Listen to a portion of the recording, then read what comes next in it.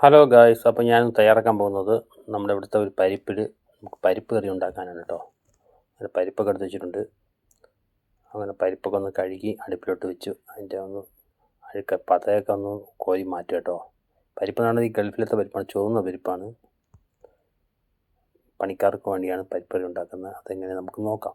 അപ്പോൾ നമ്മളിങ്ങനെ തിളപ്പിച്ചിട്ട് അതിൽ വരുന്ന ചെറിയ പതകളൊക്കെ ഉണ്ടാക്കും കോരി മാറ്റിയിട്ട് നമുക്കിനി അടുത്ത് മസാലയൊക്കെ ഇട്ട് കൊടുക്കണം കേട്ടോ.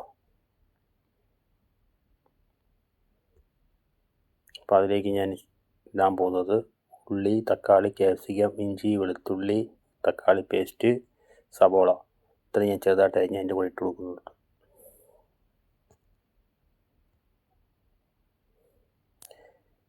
കഴുകാൻ നേരത്തെ ചുവപ്പായിരുന്നു റോസ്, പിന്നെ അത് പരിപ്പിന് നിറമൊക്കെ മാറി.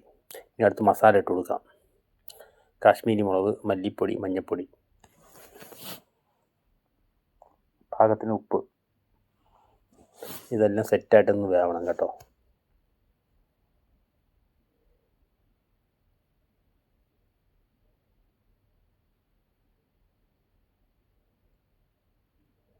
അപ്പോൾ നമുക്കൊന്നൊരു 15 മിനിറ്റ് നമുക്ക് മൂടി വയ്ക്കാം.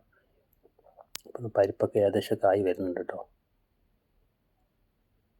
പരിപ്പ് റെഡിയായി. കുറച്ചുകൂടെ ഒന്ന് ഉടയാനുണ്ട്. അപ്പോൾ നമുക്ക് പരിപ്പ് കറിയിൽ നമുക്ക് കടുക് വറുക്കാം. പരിപ്പ് റെഡി ആയിട്ടുണ്ട്. കടുക് വറുത്തിടുന്നുണ്ട് കേട്ടോ. ഇന്നത്തെ ഉച്ചത്തെ സ്പെഷ്യലാണ് കറി. ഇഷ്ടപ്പെട്ട സപ്പോർട്ട് ചെയ്യുക.